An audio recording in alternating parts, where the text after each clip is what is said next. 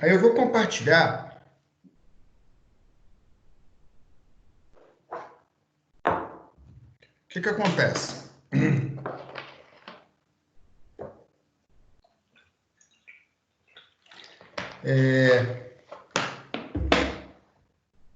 Eu vou compartilhar com vocês um trabalho que eu fiz, que foi de desenvolver um medidor de fator de potência, tá? Só que hoje eu não vou explicar todo o conteúdo dessa apresentação, eu vou deixar ela ficar um pouquinho mais para frente, depois que eu explicar filtros, né? Porque senão vocês vão acabar não entendendo tudo. Mas eu vou pegar um pedaço dessa apresentação só para me basear no que eu vou explicar para vocês agora, beleza? Então eu vou compartilhar aqui, ó.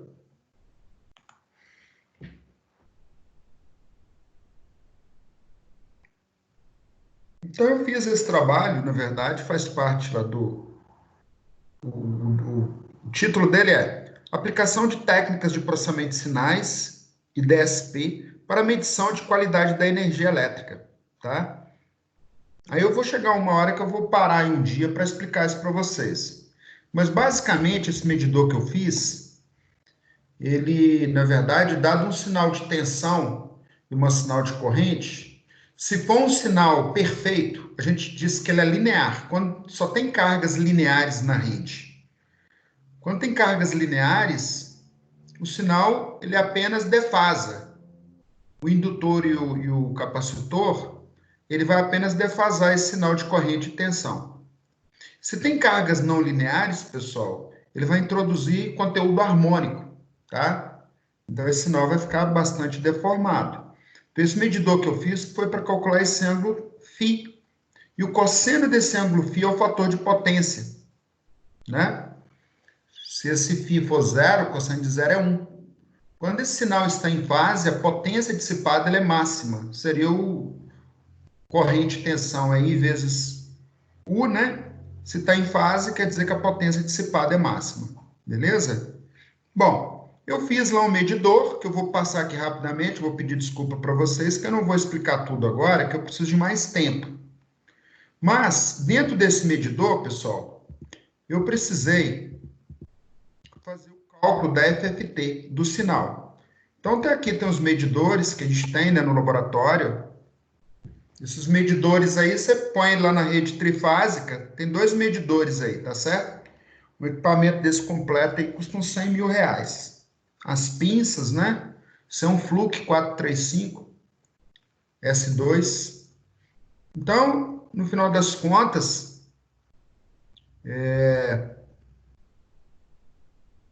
então, espectro harmônico, eu expliquei um pouco disso aí para vocês, né? O sinal amarelo aqui é um sinal numa frequência, o sinal tem vários sinais de amplitudes menores, frequências variadas e amplitudes variadas. Quando eu somo todos esses sinais, dá esse sinal amarelo aqui, ó, tá? E o gráfico de espectro é esse de baixo.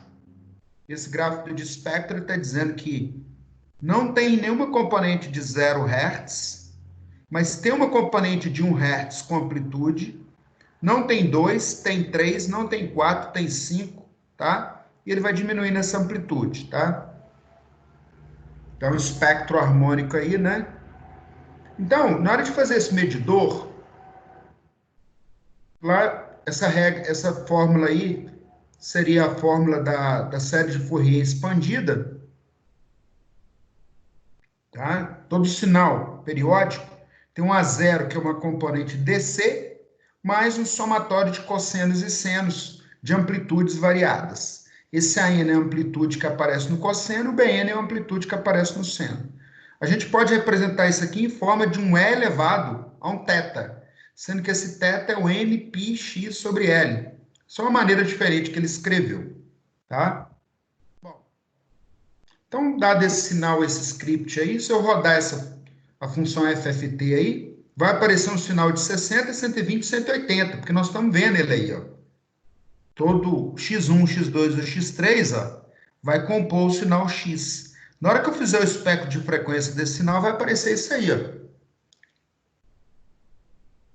tá?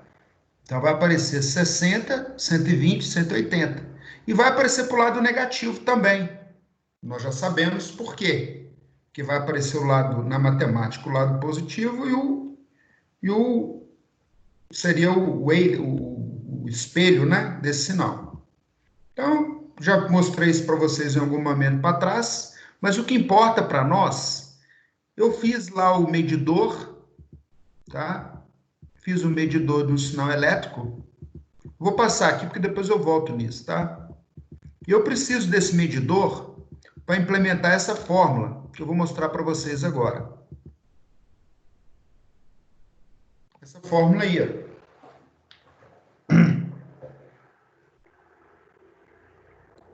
Eu fiz a conversão AD e no meu programa eu criei um vetor de 100 posições do sinal de tensão. Tá? Então quer dizer que em um segundo eu pego 100 amostras do sinal de tensão. Tá? Esse sinal de tensão é esse xn aqui, ó. É esse xn. Tá? Como é que eu calculo a parte real para esse xn aqui? A parte real vai aparecer no cosseno. Então, a fórmula é 2 sobre n, o n é o período, que é o número de amostras. Tá? Um somatório variando de n igual a zero até n menos 1, para todas as amostras. Eu pego cada xn e faço cosseno de 2πkn sobre n, que é o n, que é o período. Esse k aqui, então, pessoal, varia de 0 até n. Esse k são as frequências. E o n é o número de amostras. Com a parte do cosseno, eu pego a parte real. E com a parte do seno, eu pego a parte imaginária. Eu monto dois vetores, um vetor com a parte real e outro vetor com a parte imaginária. A parte imaginária vai aparecer menos 2 sobre n, somatório de n igual a 0, n menos 1, xn seno de 2π kn sobre n. O menos aqui é porque a fórmula de Euler é elevado lá, vai ser cosseno, é o mais ou menos, hein? Porque tem um menos no expoente, aí aparece o menos j seno, tá? Tem um menos lá, beleza? Então, eu preciso implementar isso aqui, essa fórmula. Dentro do programa em C, eu fiz vários protótipos de função. Primeiro é o número de amostras, eu falei que era 100, mas não. Eu peguei 200 amostras. Frequência de amostragem, 1000.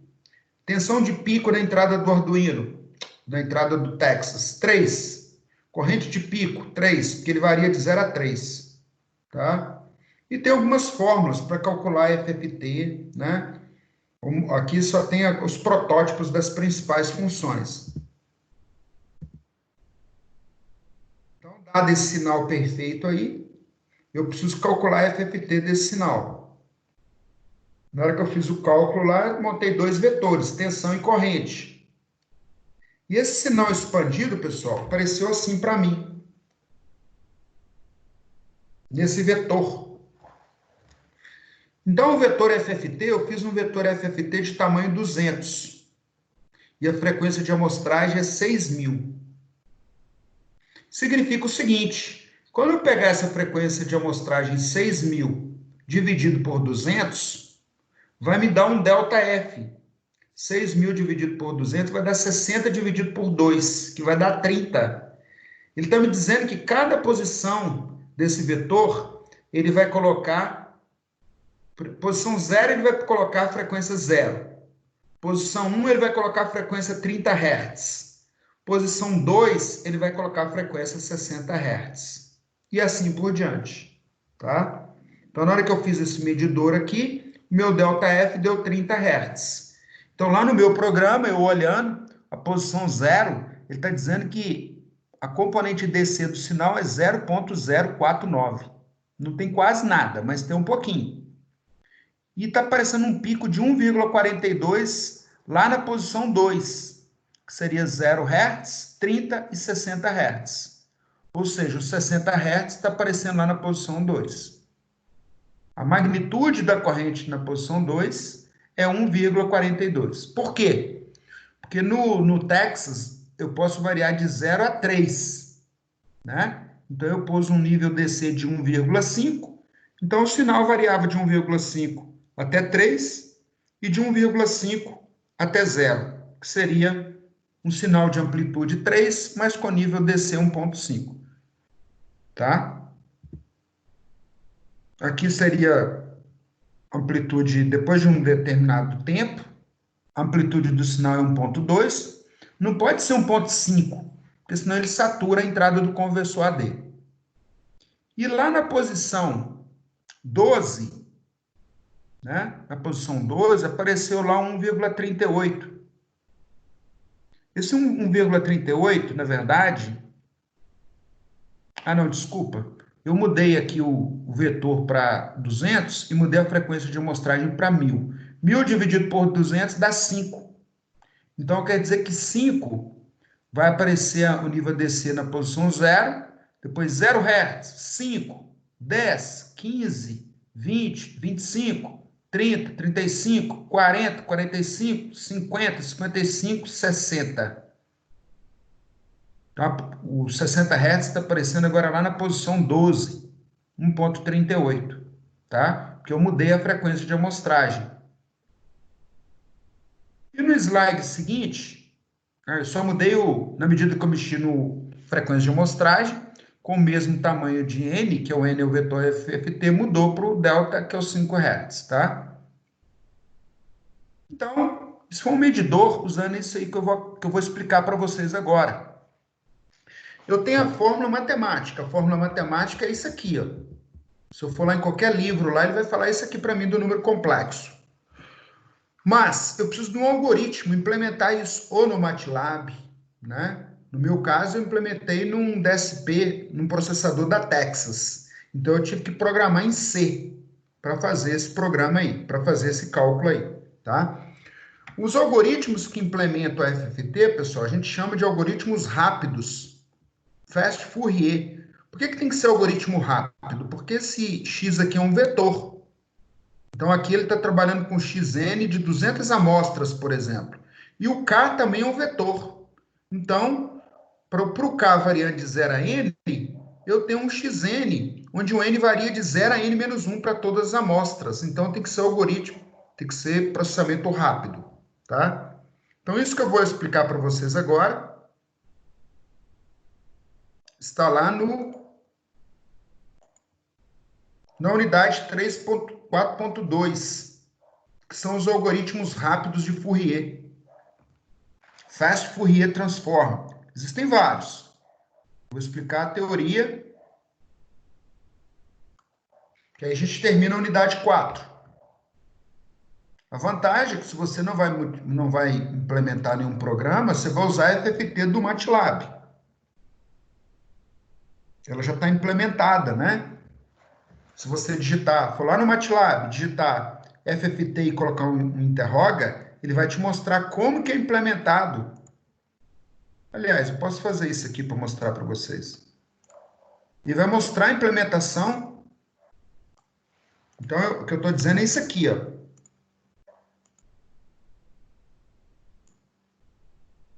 O que eu estou dizendo, eu vou digitar help FFT. FFT. Fast Fourier Transformer. É porque é um algoritmo que implementa a teoria de Fourier. Então, olha lá, ele vai te mostrar a documentação, como que o algoritmo é implementado, tá? Como a tela aqui está muito pequena, pessoal, eu vou usar aqui o navegador Chrome, o Google Chrome, tá? Então, só um minutinho. Eu vou abrir aqui o meu navegador.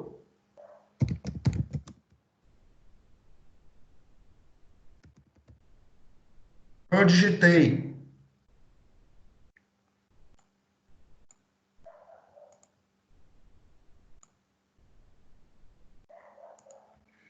então, olha, eu digitei assim, MATLAB FFT Documentation.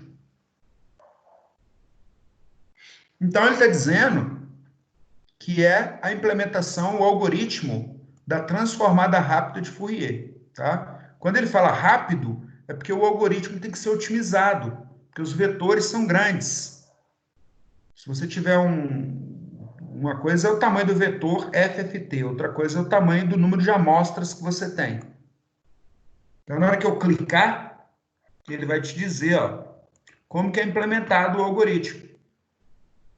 Ele vai te dizer, ó, FFT, computa a transformada discreta de Fourier de X usando o algoritmo rápido de Fourier, tá? Se você passar só FFTX, ele vai retornar um vetor de mesmo tamanho, um Y. Aí ele vai testar cada frequência, todas as frequências. Mas você pode variar o tamanho do vetor FFT também, tá? Quando você passa esse N aqui, você está dizendo para ele qual que vai ser o tamanho do Y. Eu não quero todas as frequências, eu quero, por exemplo, um vetor Y menor. Então, esse segundo parâmetro aqui é o N, tá? Então, vou deixar para vocês darem uma olhada nisso depois, tá? Mas aqui no final, ele te explica. Olha lá, você vai... Tem alguns scripts prontos, ó. Um sinal com ruído. Aí, na hora que você aplica o FFT aqui, ele mostra para você, olha lá, tem uma frequência principal 50, uma outra 120 e um monte de ruído, tá? E aí, no final, olha lá, ele te mostra se não tivesse o ruído, e no final ele mostra, tem uma teoria aqui, mas ele te mostra até, se você colocar assim, FFT, código-fonte, aí ele vai te explicar como é que ele computa isso. Olha lá, essa fórmula aqui, ó. A transformada discreta tá a equação de síntese e a equação de análise. Síntese é o Y, ele tem um X, e a análise é 1 sobre N, o N é o número de amostras daquele período, de K igual a 1 até N. Multiplica, e ele tem um particionamento, que é isso que vai aparecer no slide agora, tá? Aí ele tem um L, um WN aqui, que é um E elevado a menos J 2π sobre L. Tá? Então, se você quiser saber mais, você vem aqui nessa documentação e dá uma estudada aqui, tá certo? Aí tem outras variações, tem o algoritmo FFT, tem o FFT2, que é uma otimização, tem o FFTN. Então, o que são as classes de algoritmo FFT? São as implementações que as pessoas fizeram. Tem várias maneiras de eu resolver o mesmo problema por algoritmo. Fazendo uma analogia. O Uber tem um jeito de calcular a rota, né? 99 tem outro jeito. O problema é o mesmo, mas sendo calculados por algoritmos diferentes, tá certo? Então, todos esses algoritmos aqui calculam a mesma coisa. O que que um vai diferir do outro? Um vai ter uma melhoria, vai ser mais rápido que o outro, tá? E quando ele coloca I na frente, seria a inversa. Eu tenho um conjunto, um vetor de frequências. Na hora que eu aplico esse IFFT, ele vai retornar os pontos, né? O vetor de pontos que geraram aquele espectro de amplitude em frequência. Beleza? Então, olha lá, tem uma referência aqui, ó, fft.org, que tudo isso que nós estamos estudando aqui é muito importante, tá? Se você digitar isso aqui, aí vai como dizia meu avô, aí é a critério do freguês, né? Você tem que clicar lá e, precisando. Aí tem aqui, por exemplo, rotina da FFT na linguagem C, tá? Tem bibliotecas prontas para um monte de linguagem lá. Compilador C, né? Tem para Fortran. Então, várias linguagens que implementam aquele algoritmo. No final das contas, o que importa para a gente é um vetor com a parte real do número e o outro vetor com a parte imaginária. A linguagem C não tem um tipo de variável complexa. O MATLAB tem. O MATLAB, se você definir uma variável assim, x igual a 10 mais j5, ele aceita, tá? Então, aqui ele está te explicando as bibliotecas existentes. Vou parar de compartilhar aqui, ó, o que eu acabei de falar para vocês é isso aqui, ó. Se eu compartilhar a tela aqui do MATLAB,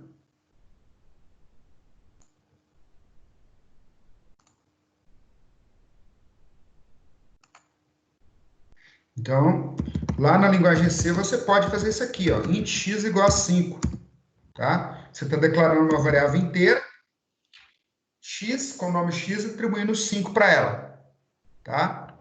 Na verdade, lá na linguagem C, no MATLAB, a gente não põe o tipo, põe só x igual a 5. Aí ele falou que o x é igual a 5, ó. Se você quiser que essa variável seja uma variável complexa, você faz 5 na parte real mais J3. Só que esse J no MATLAB não se chama J. Se eu der enter, ele vai reclamar. Na verdade, se chama I. Ih, rapaz, ó. Como é que representa a parte real, imaginária no MATLAB? Deixa eu olhar aqui na internet. Tem um jeito de escrever aqui. MATLAB, número complexo. Como é que eu represento o número complexo no MATLAB? Só um minutinho.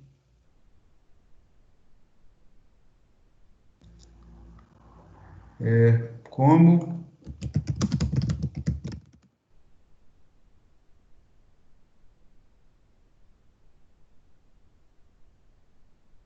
eu estou olhando na internet aqui, tá, pessoal? Estou googando, estou no Google.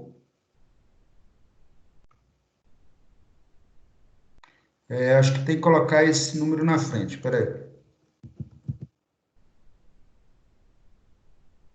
Tá lá. Então, toda vez que você quiser declarar uma variável complexa, x igual a 5 na parte real, mais 3 na parte i.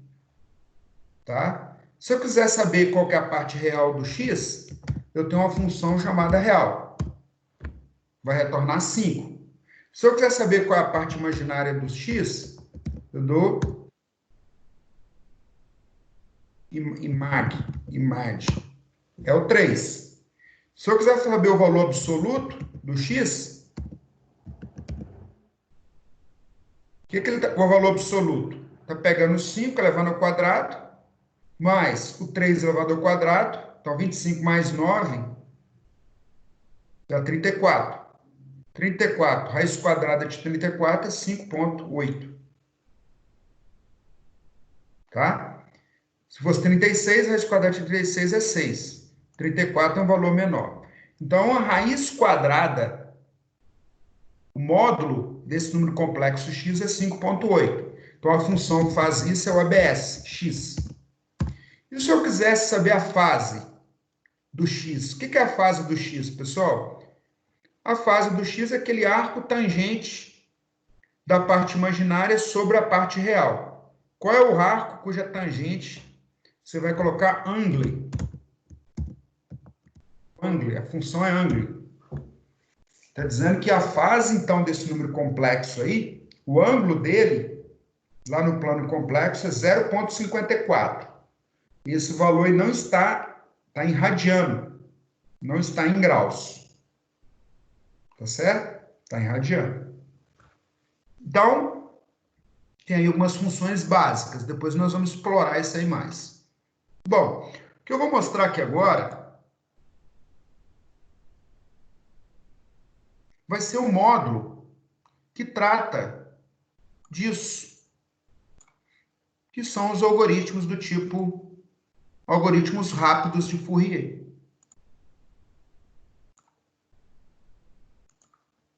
Que é a seção 4.2. O bom é que se você não for implementar isso em algum dispositivo, você já tem a função pronta, FFT, no MATLAB. Mas, se você precisar implementar, é isso que nós vamos explicar para vocês aqui agora, tá? Então, pessoal, o que são... Ele falou o algoritmo Fast Fourier Transform. Não é um algoritmo só, são vários, tá?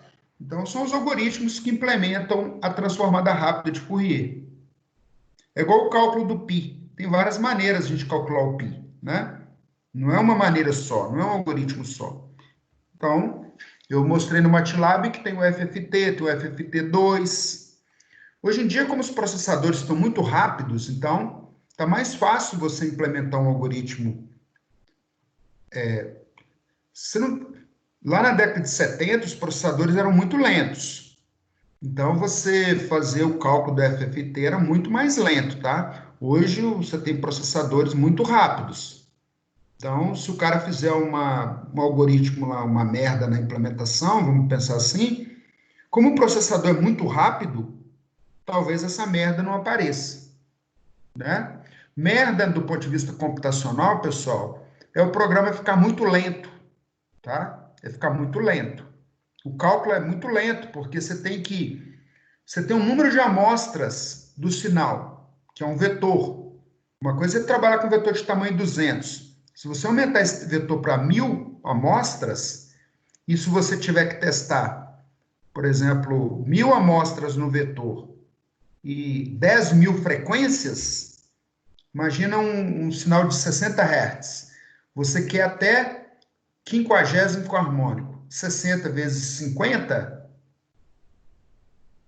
dá 3.000, né? 50 vezes 60, se fosse 60 vezes 5, dá 300. Mais um zero, 3.000 Hz. Então, você vai ter que variar um vetor de 1.000 amostras no sinal e variar a frequência de 60 até 3.000 Hz. Na hora de fazer esse cálculo, ele pode ficar muito lento, tá? Então, são os algoritmos, né? Então, olha lá, as análises que você conheceu até agora foram realizadas algebricamente. Por exemplo, quando eu faço x igual a cosseno de 10t, tá? Aí nós aprendemos aí uma teoriazinha sobre isso. Então, o que não acontece no sistema digital, a gente trabalha com os dados amostrados. Nessa situação, normalmente não dispomos de uma equação matemática, né? Mas a gente trabalha com os valores das amostras. Aí que entra os algoritmos Fast Fourier Transform, os FFTs. As classes, perguntei na prova assim, o que são as classes de algoritmo FFT? Na prova uma vez. Aí o aluno tem que responder, né? São os algoritmos que implementam a teoria que o Fourier lá inventou. O Fourier, na época dele, não tinha computador, tá? Mas o pessoal fazia os cálculos lá tudo na mão. Então, é isso. Então, o que ele está dizendo? Sinais de tempo discretos reais, né? Isto é, amostrados e armazenados no sistema de processamento de sinais, ou mesmo no computador, são sequências de duração finita de N amostras. Lá no meu programa, eu criei vetor de 200 amostras. Esse amostras é quantos sinais, quantos valores de tensão eu vou pegar em um segundo. A primeira amostra é a posição 0, a última é n-1. A transformada de Fourier discreta, ferramenta fundamental para análise desse tipo de sinais, é uma sequência que corresponde às amostras da transformada de Fourier, né? A TFD de uma sequência xn é definida pela equação de síntese e análise. Então, o xk aqui, ó, vai dar essa somatória aqui. De n igual a 0 até n-1, o xn são as amostras de um E elevado a menos j 2π sobre n. O n é o número de amostras, kn. Esse k aqui são as frequências. E cada coeficiente aqui, pessoal, xn, é calculado com a equação de análise, que é essa equação de baixo. É 1 sobre o n, que é o número de amostras, o n variando de 0 até n-1, xk de um E elevado a j 2πn kn. Tá? E lembrando que esse xk aqui, ó, é o valor da tensão em cada instante de tempo que você pegou.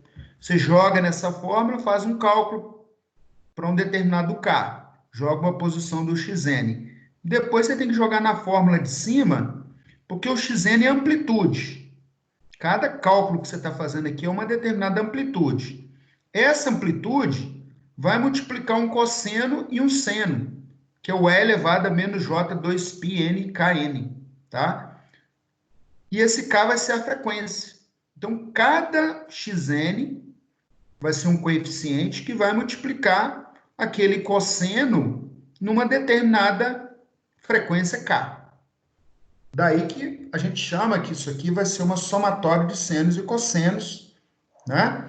Numa determinada amplitude determinada por esse coeficiente xn, numa determinada frequência definida pelo K. Parece estranho, mas é assim que funciona o negócio, tá? Bom, comparando com a equação, né? Isso aqui, na verdade, é a transformada de Fourier de tempo discreto. Então, ele está dizendo que um x sigma maiúsculo é igual a um somatório de n igual a menos infinito até infinito do xn de e elevado a menos j sigma n, tá? E ele diz o seguinte, que o período fundamental aqui desse sinal é 2πk sobre n, tá certo? Toda vez que esse sinal for periódico, esse valor, né, em outras palavras, a transformada de Fourier discreta não é uma função. Isso aqui é aquelas coisas de matemática de ser contínua, não ser contínua, tá certo? Mas ele está dizendo que a sequência, mas uma sequência. Está falando assim: a TFD não é uma função de variável contínua, porque não está no domínio do tempo contínuo, mas uma sequência determinada pela amostragem em intervalos regulares. Cada ponto vai estar numa posição 2πk, que é uma frequência sobre n. Tá?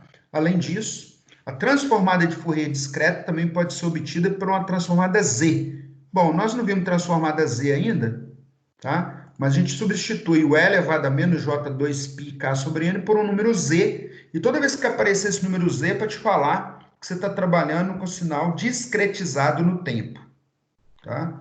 Isto é, com amostras igualmente espaçadas na circunferência de raio unitário, com ângulo 2π sobre N.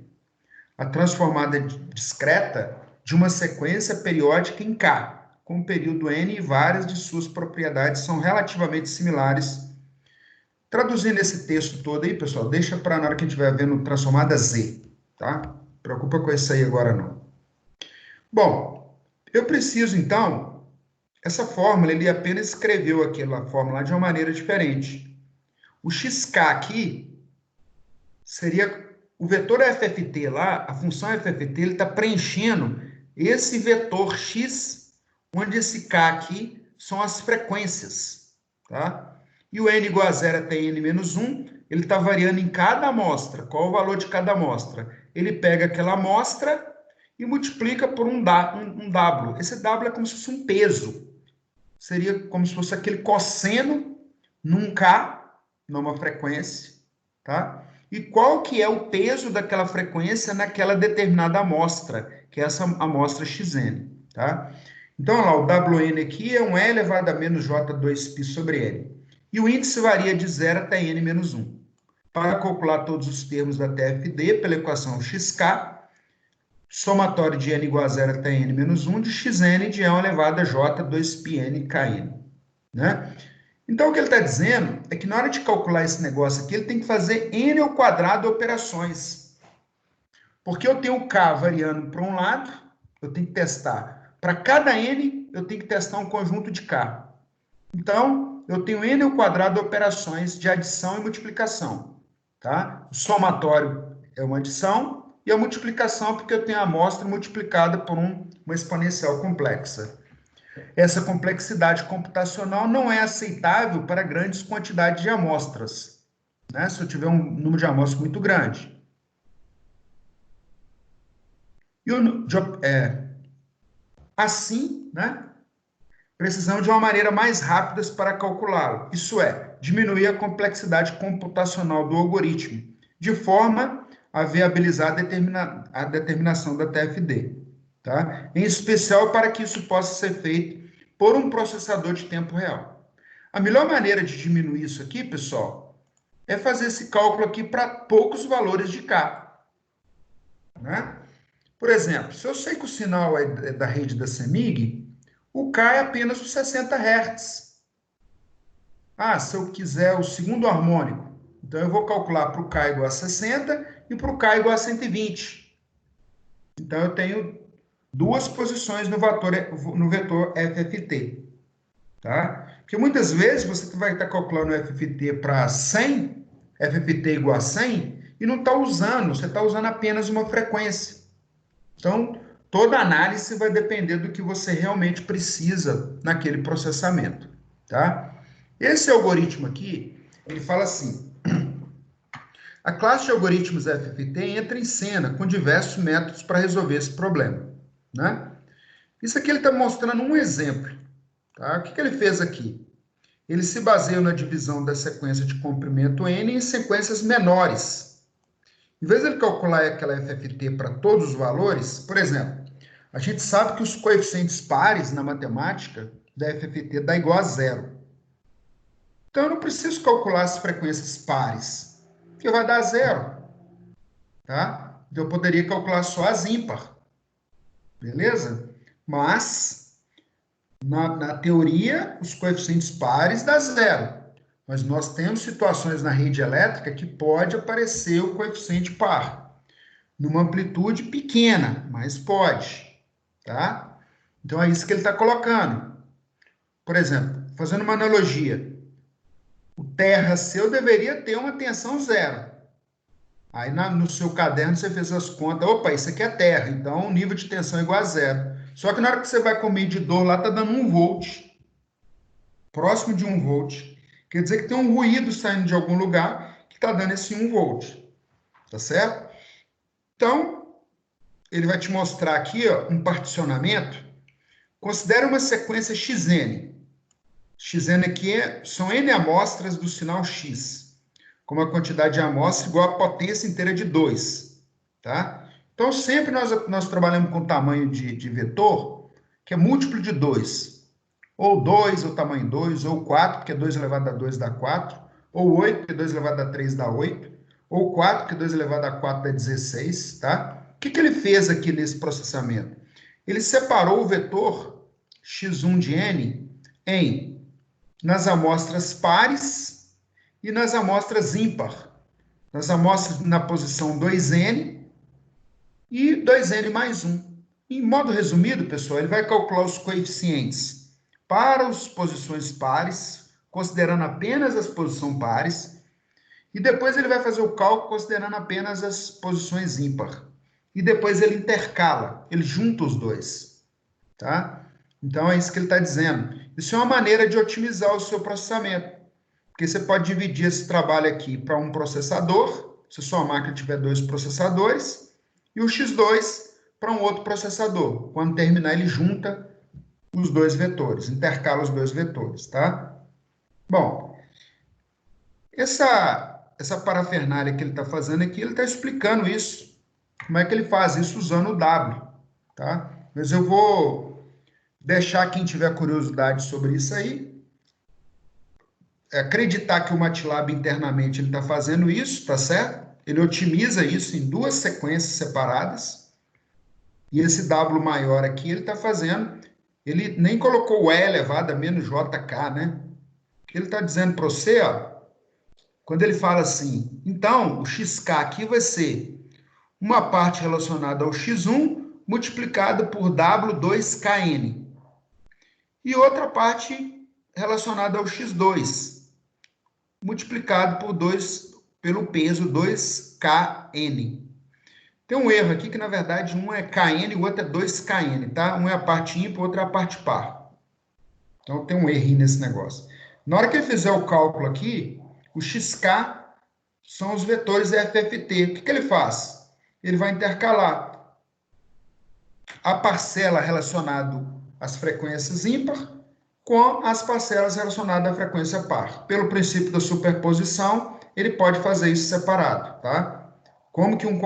É como se eu tivesse assim 2 sinais, calculando de um sinal com 60 Hz e do sinal relativo aos 120 Hz. Soma os dois e esse K aqui são as frequências.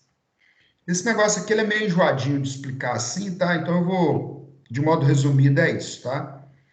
Então, ele está dizendo para você que após ele fizer o cálculo, né? Ele intercala os 2 valores e o vetor com a FFT lá vai ser montado de modo correto, tá? Então, as parcelas da equação que acabamos de conhecer são as transformadas de Fourier discreto da sequência separada, como eu falei, do x1 e o x2, né? Uma vez que as parcelas ambas são periódicos, então ele soma os dois, e o periódico é onde? O x1 em K, n sobre 2, e o x2, que é K, que é n menos 2. Como ele dividiu a parcela inicial por 2, então quer dizer que as amostras são periódicas na metade aqui, porque ele dividiu em sequência ímpar e sequência par, né? Aí ele resume. A transformada discreta na sequência N amostras, né? Ele fez sobre duas sequências com N sobre duas amostras. Ah, Geraldo, eu poderia fazer considerando o vetor original? Poderia, mas ele fez isso para diminuir aquela quantidade de operações de N elevado ao quadrado. Quando ele divide e quebra por 2, né? Aí ele melhora essa. Vamos imaginar assim, para multiplicar uma matriz de tamanho 4, eu tenho uma matriz de tamanho 2 por 2, multiplicado por uma matriz 2 por 2, vai dar 16 operações, tá? 16 operações. Se eu dobrar o tamanho dessas matrizes e passar para 4 por 4, eu não tenho o dobro das operações. Eu vou ter 64 operações, porque o n é elevado ao quadrado, tá certo? Então, o número de operações ele cresce exponencialmente. Então, na medida que eu quebro o problema no meio, ele abaixa numa potência de 2, tá? Então, são menos operações que ele precisa executar. Bom, aqui ele fala que nós estudamos, né, os algoritmos da classe FFT, mas a gente não precisa falar assim, então, a gente viu um exemplo só, tá?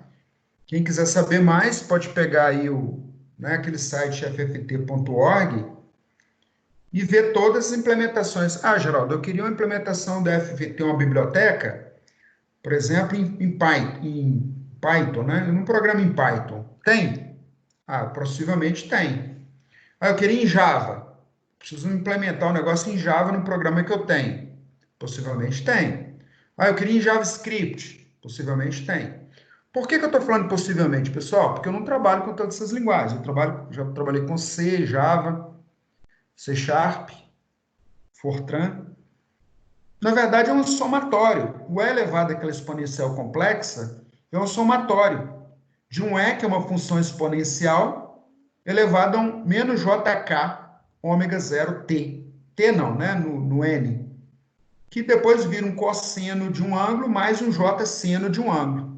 Então, essas funções básicas, toda linguagem de programação implementa elas de alguma maneira, que é uma somatório, e o somatório ele se traduz em multiplicação e soma, tá certo?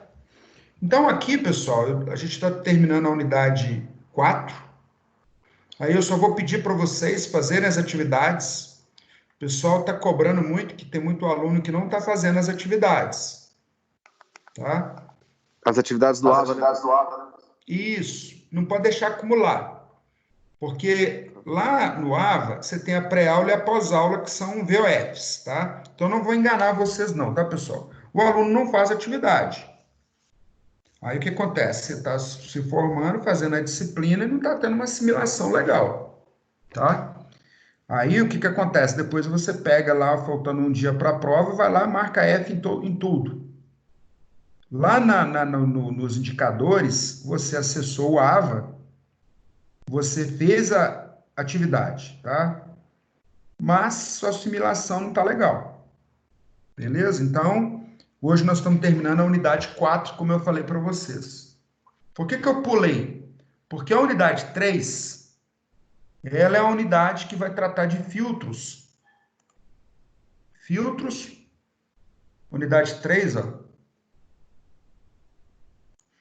3.1. É porque se eu montasse esse material aqui, eu colocaria a unidade 4 no lugar da 3, permutava as duas. Então, olha lá, agora ele vai falar de filtro. Só que a gente usa um monte de coisa que está lá na unidade 4. Então, igual livro, né? Às vezes o livro está numa lógica lá que o autor definiu. Vou esperar ele carregar aqui, tá? Então, a unidade 3 e o MATLAB, né? O MATLAB em cima para você. Bom, agora carregou. Então, vou abrir ele aqui.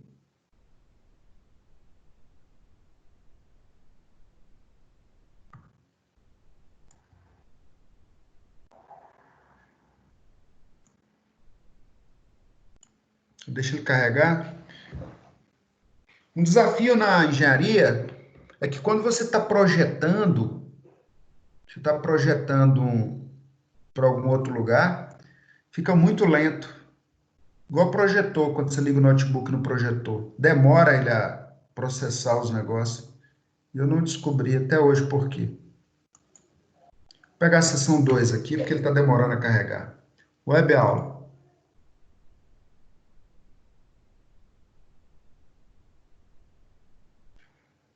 Então agora vocês estão tendo a visão do professor aí no AVA, né? É só vocês que isso. Olha lá, nossa visão é essa. Se a gente clica lá, tá dando aula para vocês, o negócio demora, tá vendo? Demora a carregar a tela. Mas basicamente é isso, ó. Uma sessão dessa aqui vai falar sobre filtros, de um modo geral. A outra transformada Z. Transformada Z, ó. Unidade 3.2. A transformada Z é como se fosse o Laplace. O Laplace é para o domínio de tempo contínuo, tá? Só que quando a gente vai para tempo discreto, para não confundir com o Laplace, a análise é feita usando transformada Z, plano complexo, plano Z. A seção 3.1, a seção 3.1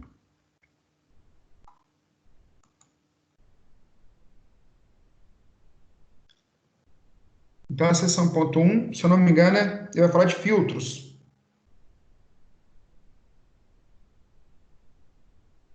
Os filtros. Mas ele vai falar de filtros de um modo genérico, tá? De um modo genérico. E a seção 3.1 vai falar de filtros digitais. Como é que a gente implementa os filtros digitais? Às vezes eu estou falando aqui, tá, pessoal? Eu estou entendendo que vocês estão acompanhando, mas outro dia eu estava olhando uma gravação de uma aula, eu vi que ficou meio rápido. Às vezes eu estava falando e aí, se vocês sentirem que não estão tá perdendo alguma informação, vocês me avisam, tá? Por mais que eu tente ir mais lento aqui, né? Então, o 3.1 vai falar dos filtros digitais. Então, os filtros digitais. Os filtros digitais, tá certo? Bom, 9h20 agora, tá? Eu vou liberar aqui, se alguém quiser para tirar dúvida, né? Perguntar alguma coisa e tal. Quem não tiver nenhuma dúvida, eu vou dar uma boa noite, tá?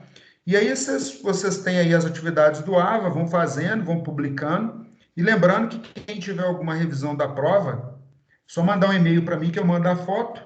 Depois que a pessoa analisar, fica mais fácil da gente fazer a conferência, tá? Beleza? Então, eu vou parar de publicar aqui. Estou à disposição para tirar quaisquer dúvidas. Beleza, pessoal. Vamos desligando aqui então. Boa noite. Alô, Alexandre, um abraço. Um abraço.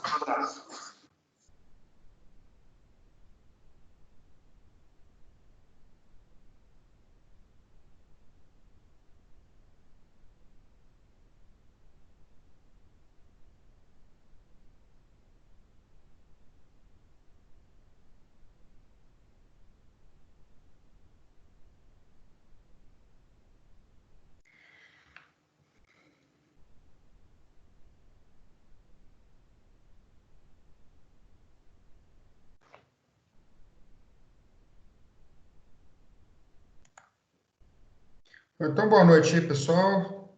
Em breve eu publico as gravações das aulas, tá certo?